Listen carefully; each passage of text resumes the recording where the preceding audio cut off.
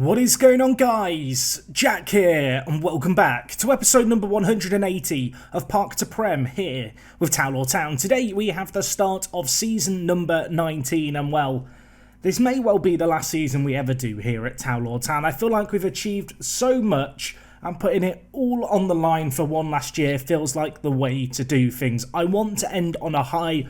I want this to be a very good year for us. I know it's not going to be super popular with people when I say that, but please understand, I've been playing this save game for the last 7.5 months. I've enjoyed every single moment of it, but after 18 years and 3 years of winning the league in a row, and with the save game just getting so slow to continue through now, I do feel like I am getting ready for change. I'm coming to terms with the fact our journey may well be coming to a close, but there's still a lot to play for here. I still want to get the Champions League title this year. I still want to win a 4th Premier League in a row. I want to see Shvetov smash the goal-scoring record. And well, I asked on Twitter, and many of you wanted me to bring back Smoljo. So the deal is still very much ongoing. I will talk about all the transfers in a second. Know that we haven't really signed anyone this summer.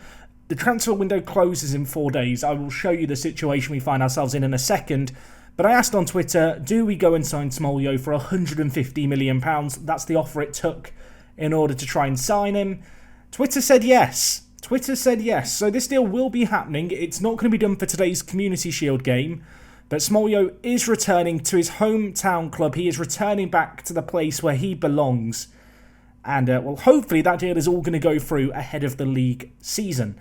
Anyway, a few other dealings that I've got going on at the moment. Sekure, I am looking to sign. He is a star English player. He plays for Manchester United.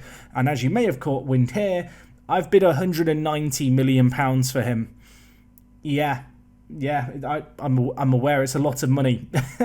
Well, should we have a look at the transfer? Well, you might have noticed here. We have £517 million in the bank and £1 million free on the wages, which would imply that I've been busy in the market, and that would perhaps be an understatement. Here is the transfer business we've done this year.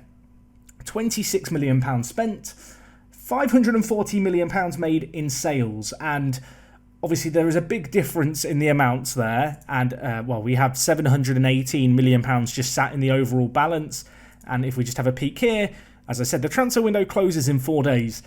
The squad may have a few new additions before next episode. It's going to be a bit of a weird time.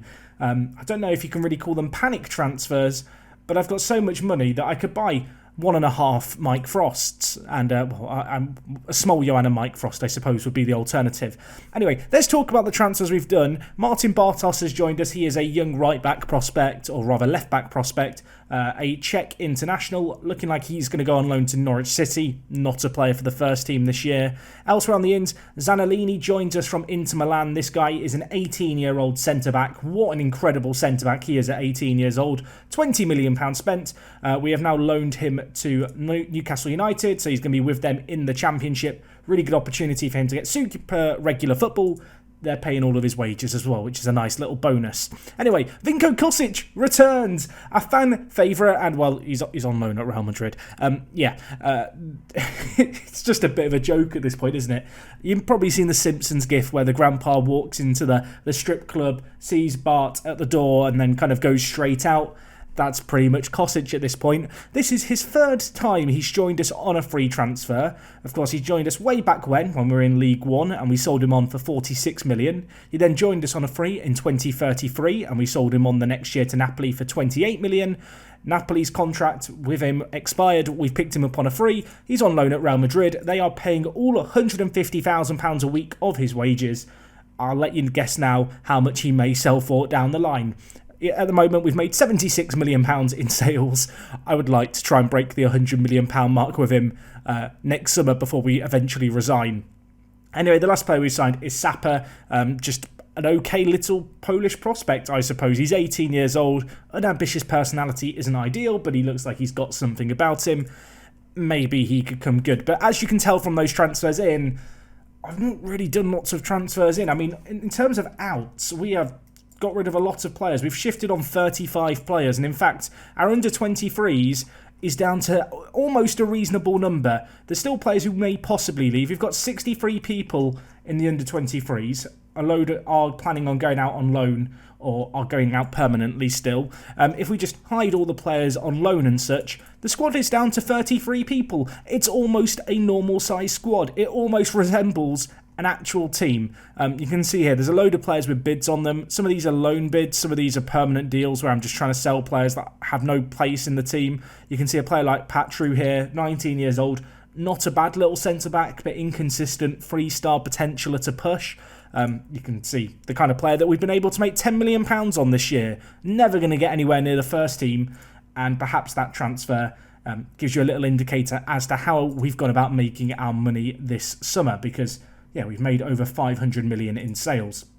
So if we just sort these by value, I'm going to go through the ones that are most notable. I guess the obvious one is Leskinen, although we did know about this last episode, and in fact for the last couple of episodes.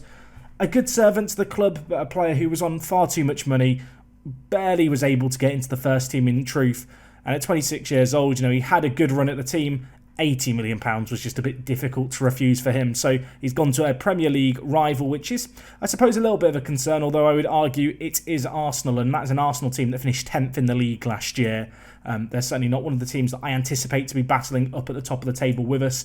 Antti Bubalo has left us. I know this is a disappointing sale. Unfortunately, his contract was running up at the end of this year. He was going to leave on a free transfer, so I couldn't offer him a new deal. He wasn't interested in talking. Ultimately, we've sold him to Lazio, who I don't see as one of our big rivals, not a team that we've repeatedly encountered over our years here at Town Town. I did have offers from the likes of Barcelona and Juventus, but I figured that Lazio was the least evil of the teams to sell him to. 59 million is a tremendous amount, and while 45 million for Graham Blanford is also very good. Graham Blanford is a product of our academy. Not a bad player at all by any means. You can see last year was on loan at Palmas in La Liga, got 15 goals, not a bad total. The year before that at Rangers. Obviously, young English talent, always going to be rated quite highly. He's good, but we have 7 world-class strikers in our team. He was never going to get near the first 11. He's never played for the England under-21s. And so when West Ham came knocking with a £45 million bid, I wasn't going to reject it, obviously.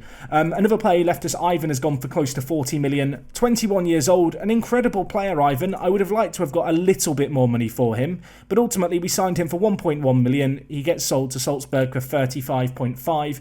He's 21, he's a very good player. He'd walk into the majority of Premier League teams, but we are not like the majority of Premier League teams. And in fact, within our ranks, we've got a player who is very, very similar, who I just envisage having a slightly brighter career. It's worth noting that Thomas here is actually about 2 years younger, and it's just the way the birthdays line up and stuff. But you can see a direct comparison of them here. Not a massive difference between them. Ultimately, we have a better, younger prospect who is 2 years his junior, and so when Ivan had some interest in him, it kind of just made sense to move him on at the end of the day. Despite how big our youth team is, I am still kind of aware of who's who, and I'm quite conscious of who's disposable, who isn't going to quite make it. Ivan's just an example of a good player who is worth cashing in on while we can. Anyway, Fraser Parker's gone to Burnley. This is a bit of a weird one. Ignore these stars here. My staff member who has the best judging player ability and potential has rated him at a 2.5-star player. At 19 years old, he's not a bad player by any means, but we would have to compare him to the most comparable player, which is Alex Boyo, who, as you can see here, is a little bit older, to be fair, but, I mean, just the direct comparison says it all. Fraser Parker is never going to be as good as Alex Boyo, at least not in the immediate term, and so Burnley, I guess, got a bit of money to burn, a bit unusual for them, have come in with a £32 million bid. Yes, we've spent £13.5 million on Fraser, which was a lot at the time. That was by no means an insignificant amount. Obviously, to move him on for 32 million is close to 20 million in profit, and everyone's a winner as far as I'm concerned. Jimenez has gone to Coventry. Of course, Coventry, a team who, against all odds, have repeatedly survived in the Premier League, despite always being the favourites to go down. We signed Jimenez here from Red Star for 4.9 million. Last year, he was on loan at Serie A, where he did okay, and Coventry came in with a £30 million bid. I am not going to reject that. He's not a bad player, but he's injury prone. He's 22. He's not the hottest prospect in the world. We just have by far and away better players, and he's a good player for a lot of Premier League teams. Like I've said before, the issue I've really got is at this point the squad is so good and so well built in terms of overall balance. unless a player is world class, they're just not going to get anywhere near the team. I mean, if we just look at the best 11 here, like you've got players like Cancino just not even making the starting team, which is ridiculous to think about. You've got players like Sami Tunnell who just don't get in the starting team. Players like Andre as well. And even Ben Udrag... Ben. We're not even going to try and say your name because I always get it wrong. It's a weird situation we find ourselves in, but after 18 years of just kind of, churning out players, being able to develop youngsters, sell on those that don't quite make it, we are just in a situation now where we sell all the players that don't quite make it, keep the best ones in the youth team and develop them, and then either they go into the first team or they get sold on for massive money, like you see here. Matteo Legal, another example of a player who at the time he paid massive money for, £13 million from Rennes. You may remember him because he was a player who I was extremely high in terms of my hopes for him. I was so adamant he was going to be a great player for us. And don't get me wrong, he's not a bad player, but he's never really developed into that superstar. And at 21 years old, to double our money on him, probably could have got a little bit more if he was playing more regularly, but I'm not in a position to give him more regular football. He didn't have too long left on his contract either, so whilst they could have loaned him out, his contract getting closer to the expiry date probably drives down his price anyway. So with that in mind, I'd rather sell him. If you don't know in Football Manager, one really good thing to do is, I know, when you're searching for players, one thing that a lot of people will do is they will look for players who have, been transfer listed, for example. I really recommend, if you're searching for players, trying out putting the contract status to expiring in a year. And this doesn't always work. This isn't really a golden rule. But a lot of these players who have a contract expiry date of just in a year, the teams will just accept their asking price for. Bayern Munich now won't do it for this guy. Okay, maybe they will. So if you're in the market for, bargain buys, look at players with contracts expiring in 1 year, because the way that they're treated is not too dissimilar to players who are transfer listed. It's not a 100% rule. There are definitely exceptions to it. But for example, this guy here, Rui Campos, now because he plays for Frankfurt, who are I don't want to say a smaller team, but this guy's probably one of their star players. They probably won't want to just sell him for 29 million. You can see even then, they've not asked for a massive increase in the amount of money they want for him. So yeah, maybe that's a little tip for some people, but definitely bear in mind when you have players like I had with Legal, who had 2 years left on his contract, whilst I could loan him out to drive up his asking price, he would be coming back with only 1 year left on his contract, unlikely to sign a new deal. So in that case, it makes more sense to sell him with 2 years left. Anyway, Dio has gone to Werder Bremen. Very disappointed about this one, but Werder Bremen have been relegated to the second division in Germany, and amazingly, they had £28 million to spend. Dio's not a bad player at all, but at 21 years old, he just doesn't get into the team. He was on close to £100,000 a week at us. I wanted to get him off the wages. He wasn't going to be good enough for the first team. At the end of the day, we've made some money off him, actually. How much did we bring Dio in for? Because he was quite expensive at the time. 17.5 million. So yeah, we made a little bit of money when he was on loan at Wolfsburg last year. They were paying his wages, but it's not quite made it. And really, the trend continues here. There's players here who you may recognise. A lot of these you probably don't recognise, because I sign and sell so many of these players that it gets to a point where it's not really worth always talking about them. There's players like Ruckstuhl, who at one point looked like he might have a role to play in the team because he was homegrown at club, but with a big influx of homegrown at club players, we got £20 million for him. It's just really, really good business at the end of the day. And in fact, when you look at our first team now, the homegrown status thing really isn't a concern anymore. We've got in our main squad 6 players homegrown at club, 5 homegrown at nation, and a few more with club on the way, including Alex Boyo and Ben. So, yeah, the squad is just in a great spot. As I've already said, the transfer window is still open for a couple of days. We've got £500 million to spend. I'm caught in two minds. If this is going to be the last year, do I spend the money on really good youngsters, by just getting a new wave of youngsters for the team to make the most of? Do I go out there and spend it on a few really big kind of statement signings like Sekure here, who would definitely be that? He's one of Man United's best players. Speaking of Man United, I know loads of people on Twitter especially were telling me, Jack, last season you've got to go and sign Keith Wolf, who is probably the best centre-back in the game. You could argue he is the Mike Frost of the centre-back position. And I did look at signing him. I bid £120 million. They rejected it. This guy does not hold the same sentimental value that Smoljo does. And I don't really want to spend £120 million on a player who is turning 29 this year, outfield. It just feels like maybe not the best spending of money. There is part of me that thinks, YOLO, just blow all the money on just pointless players, but there is a degree of sensibility. There's a degree of, I want to sign players like Sekirei, even if it costs me 200 million, because he would be the perfect solution to the left wing back position for the long term, and he's English. Obviously, that drives a premium, and it would weaken Manchester United significantly with a player who looks like he is nailed on just to be, one of the standout players in the save game in the coming years. But anyway, that's a little bit of what's been going on in the transfer market. I haven't really talked about it, but we did obviously play the third place playoff in the Club World Cup off camera. You guys didn't seem that bothered about it, having lost in the semi-final. I wasn't that bothered about it either. We beat Bayern Munich 2-0 and Frost got 2 goals. That's a thing. And then in pre-season, it's been a bit unusual this year. We've not been able to play Brandon in a friendly. And actually, now that I've realised that we didn't get round to playing Brandon, I kind of want to try and schedule one in. I don't know if they'll accept. We'll find out. We'll try and get it in before the start of the league season. I must admit, it kind of all got thrown out of whack this year because of the Club World Cup Championship. We've not really had a break. In fact, our break came before June. So, between Arsenal and SuperSport United, we had, a 3-week break, 4-week break? That is maybe going to be a problem come the end of the year, but, hopefully, in some ways, it's going to leave us feeling really sharp because we've had such an extended pre-season. But anyway, today we are going to be playing in the Community Shield. This is a competition that we've not done very well in recent years. I don't really know what to tell you. We finished runner-up the last 3 years, always to Manchester City. Because this year we won the FA Cup and the Premier League, this calendar year, it means that we're going up against Manchester United, who, if we just have a peek, finished second in the league last year. I didn't really acknowledge how the league finished, but you can see it did end up like this. In the end, Watford getting a Europa League spot, finishing in 12th place. I think they won the whatever conference European competition, the one I mean, the one that's like worse than the Europa League. Anyway, you can see here I was in the process of talking with Remy Chalet. I forgot that we were doing these negotiations. Remy, I'm going to be honest, he wants a lot, but I am tempted just to give him what he wants, because at 23 years old I do really like Remy Chalet. Let's try and get him down to 200k. There we go. That's the kind of deal I wanted with you, Remy.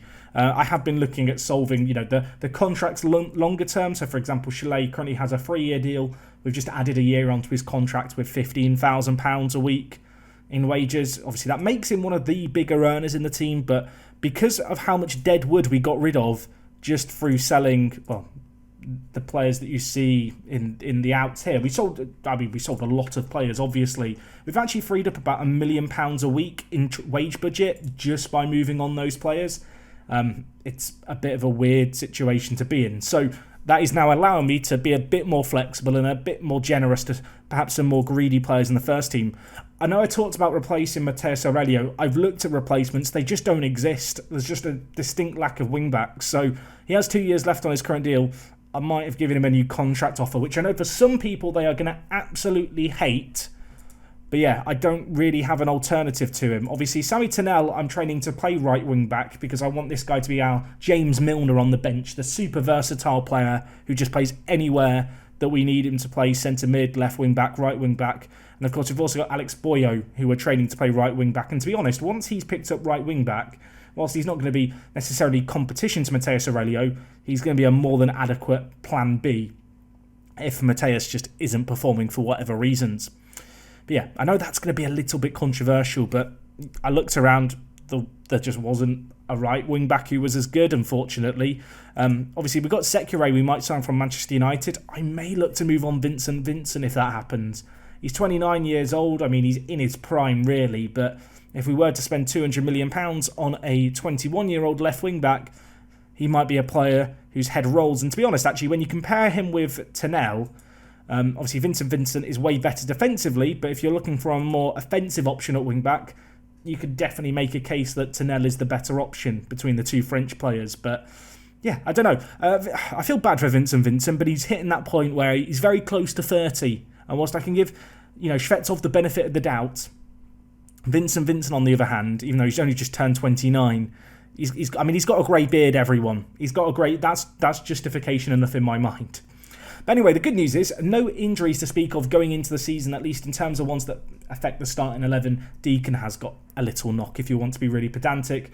But this is what I envisage our best team to be this year. I am still looking at ways to possibly tweak the system. I am also thinking about plan Bs for in Europe, because if there's one thing I learned from that game against Barcelona, it's that we probably do need a plan B. I've got a few plans for dealing with stuff. I am thinking that potentially we play a 4-1-4-1 or even a kind of 4-3-3 but with wider attacking mids. I mean, to be fair, Norman can play out on the right, cutting in on the left, or he can play out on the left on his left foot. He's such a versatile forward, can kind of play any attacking role. And then, well, Frost can play out on the left if he absolutely needs to. And Shvetsov can also play on the left and right-hand side, if I'm not mistaken. I mean, yeah, indeed he can. So, yeah, we have options in the wide areas. It's the kind of system that I'm thinking is the kind of one we're playing against Manchester United here.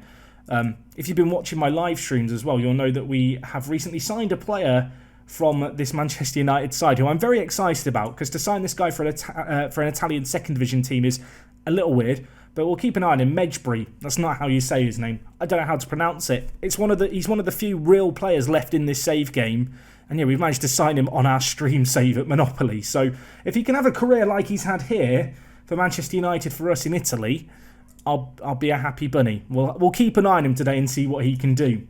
But anyway, I am going to go into this game, I feel like, and just get shouty. Last year we showed complete dominance over all other English sides, of course. We went unbeaten in the Premier League.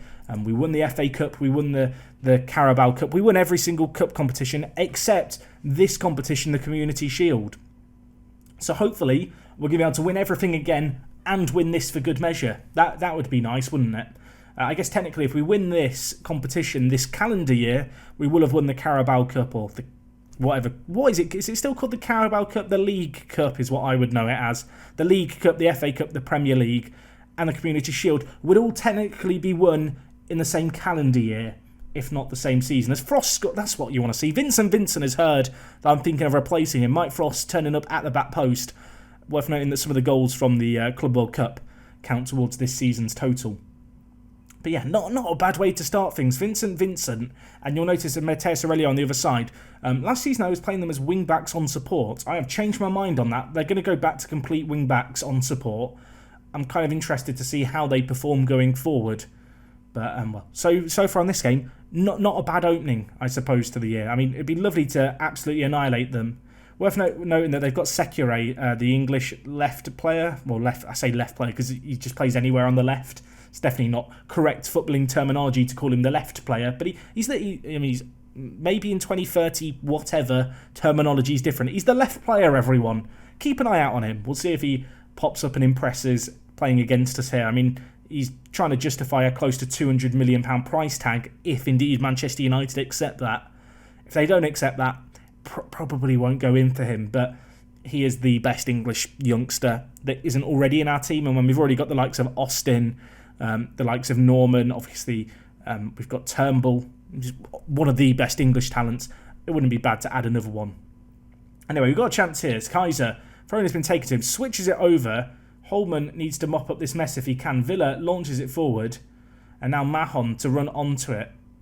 Options lining up in the middle, whipped in, Villa's there. Austin wins a huge header, but the danger is not completely away here. But Vincent does the business, and now Frost bringing it forward, running all on his lonesome. Mike Frost, what are you doing? Blocked to Norman. Shvetsov hits it, and Shvetsov gets the second goal of the game and his second goal of the season. I thought, honestly, that Mike Frost was going to run through and do a wonder goal, but it hasn't quite panned out as we may have imagined. The way he broke through here was a bit weird. I think they were so worried about Shvetsov, to be fair, but that shot was blocked. Norman picked it up, he lays it off, Shvetsov tucks it away, and to be fair, I was about to say, if it's Alvin John in goal, that's shocking. Where is Alvin John? They're not playing Alvin John to start. Why are you playing Kemmer? I mean, that is big. Kemmer, I would not play Kemmer over Alvin John as Alvin John's former international. I mean, you can. Bizarre. Manchester United rotating their goalkeeper. Worth, I guess, just acknowledging this may be the last time Morrigan starts as our number one. I will say that when, and I say when because it should happen, when we sign Smolio, he will be the number one, but I will be looking to give Morrigan a decent number of games. I'm going to try and juggle them like Formula 1 drivers, but where we don't have a number one driver, we just won't have a number one goalkeeper. They'll play as I see fit. Maybe we'll use one as a cup keeper or something. I don't want to completely slam the door shut on Morrigan, but I'm thinking we have a league goalkeeper who also does the Champions League and then one who does everything else. Anyway, a penalty's been given here. Morrigan, earn your stripes, son. Show me that we don't need Smoljo. Chance here for Manchester United to half our lead from the penalty spot. Mejbri standing over it. Of course it is. He smashes it into the bottom corner. And, first goal of the season for him. His hair doesn't quite match the 3D hair. Although I suppose the photo is from 19 years ago compared to the in-game date. So maybe he's just decided to shave it all off in the future. Which seems like a criminal offence with hair as cool as that, but who am I to judge? 43 minutes gone. I mean, if they were to completely eradicate our lead before half-time, it would be a disaster. The good news is we are in the attack right now. Matasevic, Kaiser, switches it over to Mateus Aurelio, who's, got a new contract on the table. Show us that you deserve the new contract. Sekure puts in the tackle, and in fact, Sekure picks it up. Keep an eye on him. Is he going to be worth the money? Not with, Matasevic has just welcomed him to Taulor with that tackle, and now Matasevic with it. Options in the middle, whipped in. Shvetsov's not under it. Kaiser, though. Why to Aurelio? The pressure is mounting. Aurelio running down the wing. Sekure puts in another great tackle. I mean, he's putting in a name for himself here. Kaiser, though, edge of the box, lays it. Holman hits it. The keeper didn't even move. I think he knew, Kemmer, that it was going wide, but, I mean, could do with hitting the target there, Holman. Been a pretty even game here at Wembley so far. Going to tell the players I'm far from pleased. We're going to get a little bit shouty as well to start the second half. I want us focused. I want us switched on. And, what isn't being switched on is seeing a highlight with the ball in our penalty area straight from kickoff. Not like this. Austin, what a tackle.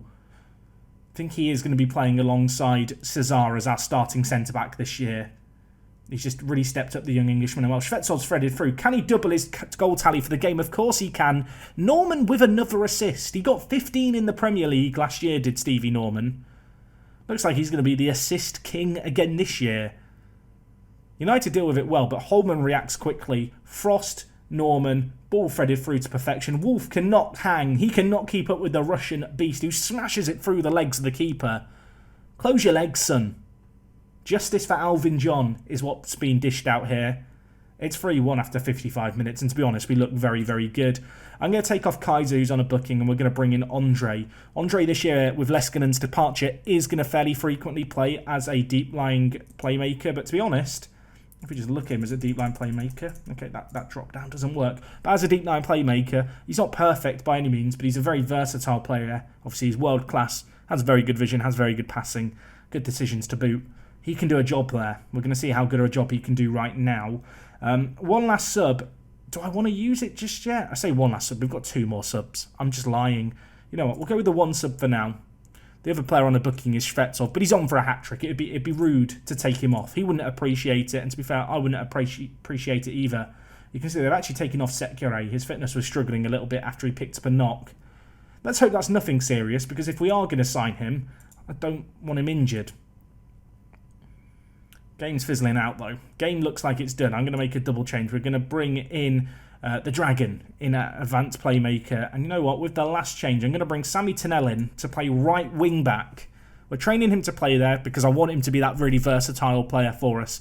Giving him a little bit of game time here and there is a great way to go about helping him get up to speed with the position. And, well, it doesn't look like it's going to cost us. Although Mr. Dessa's playing for them. I forget that Mr. Dessa is a Manchester United player. I don't feel like he's good enough for Manchester United. I mean that in the most polite possible way. All the Croatians back. We've signed Kosic back and loaned him out. Mr. Dessa's made an appearance. Smoljo looks like he's going to be returning. It's the full contingency. Anyway, Vincent down his left-hand side. There's 40 seconds left. We want to humiliate them further. Ben gets tackled, to be fair. Good little tackle, but, well, Andre, gonna do the business. Show us that you can fill Leskinen's boots. They have the same shoe size, so it should be a pretty easy fit. Tunnell cutting inside. He's not natural at right wing back, but look at him, like a battering ram. Going through, could cut onto his left foot, or alternatively, could just lay it off to Mike Frost. 4-1. Really convincing performance. And I'll tell you what, very impressed by what our wing backs have done now that we've switched them to be complete wing backs rather than just wing backs. It may leave us a little more exposed, but them getting way higher up the pitch allows us to get overloads in the wide areas that little bit easier. And the fact that both Tennell and Vincent have assists in this game is a pretty good indicator that they're doing their thing and it's working. Anyway, you can see the confetti falling. It's only the Community Shield, but I guess it's a competition that we've fallen short of the previous 3 years. 4th time lucky. That's not an expression, but we're going to go with it. 4th time lucky. And, well, hopefully that can be a sign of things to come if this is indeed to be the final season. This is our last dance. This is our chance to win it all. We've got off to the best possible start. And I need to remind myself, I've got £550 million there or thereabouts to spend on players, and I have 4 days to do it. I anticipate that when you come back next time, I'm going to have splurged it on some massive player. I may go and look at the likes of Dortmund and Bayern Munich, Barcelona, work out who the best player in terms of bang for buck is, who we can sign from one of the big teams, who also makes sense as a signing for our team. Although, I say that, I don't really know where I would sign a player besides Smoljo in goal and then replacing Vincent with just a younger English player. It's a weird one, right? And you can see here, Guardiola managing Manchester United. Bad day at the office for you, mate. Unlucky. Really good performance, though, by the whole team. Frost picking up man of the match. You love to see it. Didn't win the Ballon d'Or last year. Maybe he can win it for a 5th time in 6 years this year. I mean, he's going to have a very good end, you'd imagine, to the season. Releasing a few players. Offers made for Robinson. This is one of the players who I'm just trying to get rid of. I have been going through the under-23s, and if you have 3-star potential ability, you are on your way out if I can possibly sell you. And unfortunately, Robinson ticks that box. And although we're not getting a massive amount of money for him, it's some money, and it's a profit on the £3,500 that we brought him in for a couple of years ago now. So I'm not going to complain. It's pretty good money to be making. Anyway, Guardiola's cagey with the media. Alan, you might remember this guy. I need to scout him. He was playing for Botafogo. A few of you guys mentioned a couple of episodes ago that I should probably look into signing him because he looked pretty good. I'm inclined to agree. We've managed to get a £15 million bid accepted for him. He's pretty young. He's only just turned 17. We'll see what the scouts say. We'll get that offer done. And hopefully he can turn out to be a good little player. And of course, the Smoljo saga will hopefully conclude next episode with him joining the club. But we'll leave it on a cliffhanger. You'll have to come back tomorrow to find out if we are able to pick him up, I suppose. Anyway, in terms of when we're going to be back next time, looking a little bit ahead, we've not got the easiest start to the season. We've got Liverpool and Everton towards the end of the month, as well as Tottenham. Liverpool are predicted to finish 5th. Everton, where are you predicted to finish 8th? With that in mind, I think we may come back for the Liverpool game. Failing that, if we get a very big Champions League draw, we may come back for the group stage, depending on how big the group is and how difficult the games are. With this year kind of being a year where we're going for the Premier League for a 4th time, I feel like a little bit more focus on the Champions League rather than league games is probably the way to go this year, just to mix things up slightly. But anyway, guys, that's going to wrap up everything from me today. Thank you so much for your support today and indeed throughout this series. Let's end this on a high. Let's win everything. I'm going to go mad in the transfer market. When you come back, this £500 million probably isn't going to still exist. Or alternatively, maybe the overall balance will be up to £1 billion. Knowing me, we'll just end up selling a load more players. Anyway, regardless, whichever outcome it happens to be, I look forward to bringing it your way very soon. And as I said, thank you for your support. It's been crazy. Just playing through this pre-season, tweeting out about it over at WorkTheSpace, asking for your opinions, your thoughts. It's really made me appreciate how many people watch this series and are really invested in it. And I'm very, very appreciative of that.